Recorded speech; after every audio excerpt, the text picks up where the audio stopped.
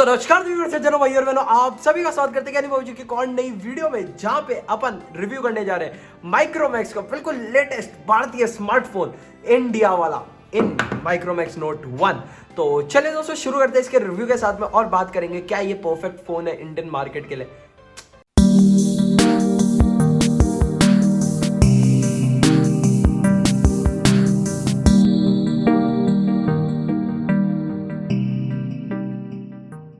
सबसे पहले बात कर लेते हैं दोस्तों इसके भारतीय स्मार्टफोन की।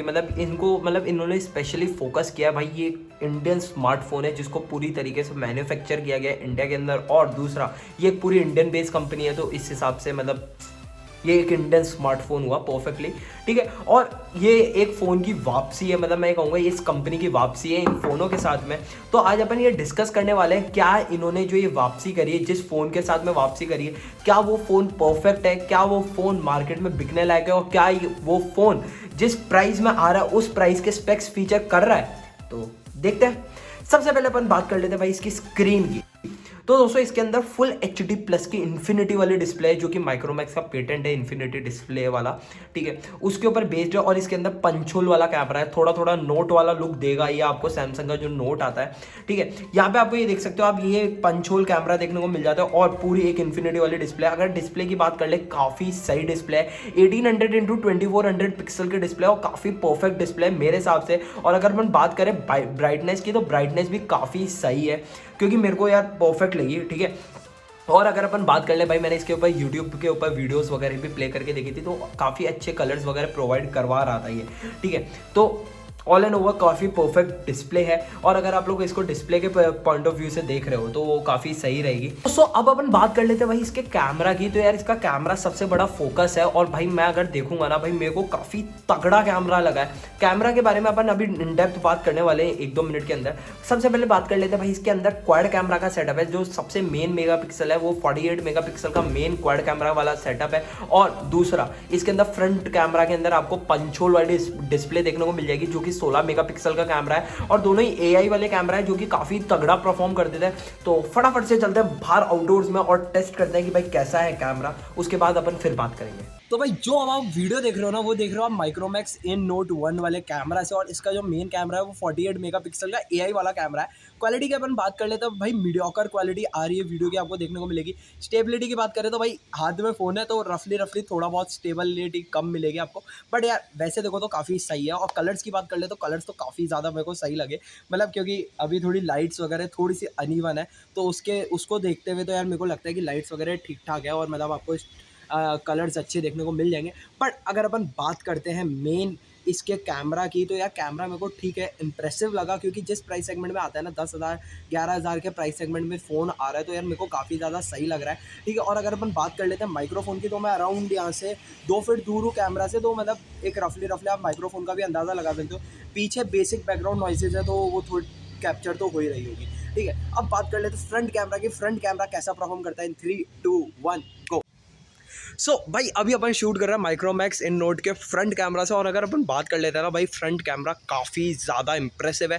अगर मैं बात करता हूँ भाई, मेरे को फ्रंट कैमरा काफ़ी तगड़ा लगा है, क्योंकि यार जिस हिसाब से क्वालिटी दे रहा है ना यार, ये रफली 20-25 हज़ार के फ़ोन देते हैं इस टाइप की क्वालिटी, और मेरे को काफ़ी ज़्यादा तगड़ी क्वालिटी लग रही है। इनफैक्ट आप मेरे को जज कर सकते हो भाई कि मेरी क्वालिटी कैसी आ रही है। कलर्स वगैरह की बात कर ले तो काफ़ी ज़्यादा इंप्रेसिव कलर्स हैं, ठीक है। और अगर अपन बात कर लेते हैं भाई डिटेलिंग्स की, तो बहुत तगड़ी डिटेल्स है।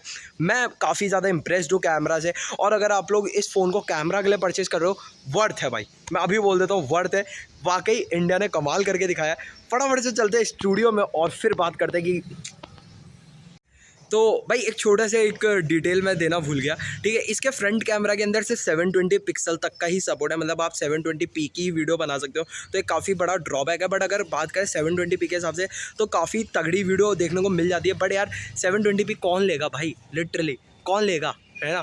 तो या तो आप इसको 1080p, अब जो आप वीडियो देखोगे ना, ये पूरी 1080p में इंप्रूव होकर आएगी, इन द सेंस आपको 1080p का रेंडर देखने को मिलेगा। तो हो सकता है उसमें पिक्सल फटेंगे, बट कैमरा काफ़ी सही है। बट 720p हो सकता है बाद में अपग्रेड कर दें, तो एक देखने वाली चीज़ होगी। बट रियर कैमरा के अंदर 1080p का सपोर्ट है।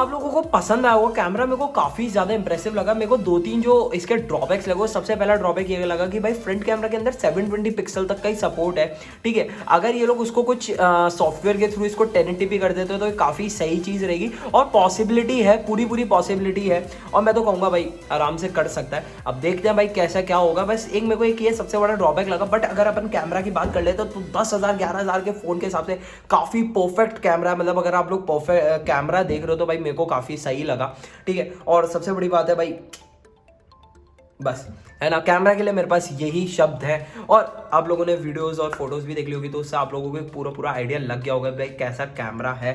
और मेरे को तो बहुत सही लगा ये वाला कैमरा, मेरे को बहुत अच्छा लगा, ठीक है। अब बात कर लेते हैं भाई इसके फिजिकल ओवरव्यू की, ठीक है। तो अगर अपन बात कर लेते हैं तो भाई इसके अंदर मेरे को काफ़ी ज़्यादा ड्रॉबैक्स लग रहे हैं, ठीक है। सबसे बड़ा ड्रॉबैक पता है क्या है यार, ये पूरा फ़ोन एक चीप प्लास्टिक पे बना हुआ है, और मतलब मेरे को नहीं पता भाई ये लोग क्या क्लेम करते हैं, बट मैं ही कहूँगा कि भाई एक बिल्कुल चीप प्लास्टिक पे, मतलब आप ये देखो, मतलब एक पूरी प्लास्टिक वाली फील दे रहा है। मतलब इसके अंदर बिल्कुल भी प्रीमियम सेगमेंट वाली फील नहीं आएगी आपको, और खैर प्रीमियम सेगमेंट की आ भी नहीं सकती, क्योंकि जिस प्राइस रेंज में आ रहा है ना उसके हिसाब से प्रीमियम हो भी नहीं सकता। बट अगर अपन बात कर लेते हैं ना तो भाई पीछे के कलर्स की, यार भाई ये फ़ोन इस कलर को देखते हुए काफ़ी ज़्यादा तगड़ा है। मतलब जो इन लोगों ने ग्राफिक्स यूज़ करे हैं ना भाई पीछे, वो मेरे को काफ़ी ज़्यादा इंप्रेसिव लगे। और अगर आप लोग देखोगे भाई बहुत प्यारा लग रहा है यार, ठीक है। मतलब आप देख सकते हो भाई कैसे एक एक्स बना रहा हो, और अगर अपन जूम करके दिखाऊं मैं आपको, ठीक है, तो आप जैसे इसमें देख सकते हो एक पूरा एक पैटर्न में दे रखा है, वो मेरे को वो काफ़ी ज़्यादा अच्छा लगा, ठीक है। ये कलर मेरे को काफ़ी अच्छा लगा। अगर आप लोग ले रहे हो तो भाई प्लीज़ यार फोकस करना इसी कलर का लो, क्योंकि मेरे को बहुत अच्छा लग रहा है, ठीक है। अगर अपन बात कर लेते हैं यहाँ के अंदर, ये लोग भाई मेरे को मेटल वाला लग रहा था, बट ये एक्चुअल में ये भी प्लास्टिक ही है, ठीक है। ये कोई मेटल की बात नहीं है, मतलब इसमें मेटल नहीं है, ठीक है। और अगर अपन बात कर लेते हैं यहाँ पे आपको एक टाइप सी का जैक देखने को मिल जाता है, 3.5 mm का जैक देखने को मिल जाता है, और एक आपको यहाँ पे माइक्रोफोन जैक देखने को मिल जाता है, माइक्रोफोन इनपुट देखने को मिल जाता है, और स्पीकर वेंट देखने को मिल जाती है। अगर अपन यहाँ पे बात करें तो भाई इसके अंदर वॉल्यूम रॉकर्स है, पावर बटन है, ठीक है। और अगर ऊपर की बात कर लेते हैं तो यहाँ पे आपको सिम इजेक्टर माइक्रोफोन देखने को मिल जाता है। साइड की अपन बात कर लेते हैं तो यहाँ पे आपको यहाँ पे आपको एक सिम इजेक्टर टूल देखने को मिल जाता है, सिम इजेक्टर ट्रे देखने को मिल जाती है, और यहाँ पे आपको एक एक्स्ट्रा बटन देखने को मिल जाता है जो कि आपके मेरे हिसाब से गूगल में काम आएगा।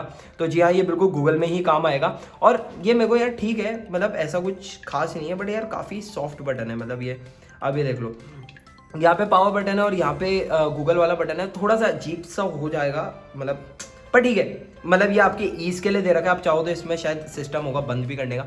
पीछे की बात कर लेते हो तो भाई पीछे के आपको एक फिंगरप्रिंट देखने को मिल जाता है जो कि काफ़ी सही है, मतलब परफेक्ट जगह पे है और परफेक्ट बढ़िया, मतलब नॉर्मल फिंगरप्रिंट है। अब फिंगरप्रिंट के ऊपर कोई खास बात करनी ज़रूरी भी नहीं है, क्योंकि आजकल सब जगह फिंगरप्रिंट काफ़ी सही आते हैं, ठीक है।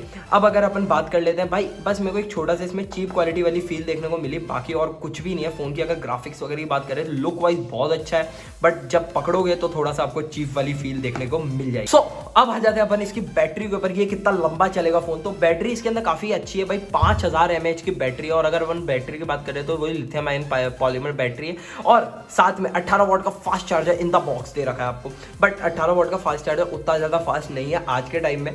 ये 18 वाट वाली टेक्नोलॉजी आज से 2-3 साल पुरानी थी, बट यार ठीक है भाई, 18 वाट का फास्ट चार्जर दे तो रहे हैं, कम से कम दे तो रहे हैं भाई। तुम समझ रहे हो मैं क्या कह रहा हूँ, बट दे रहे हैं भाई।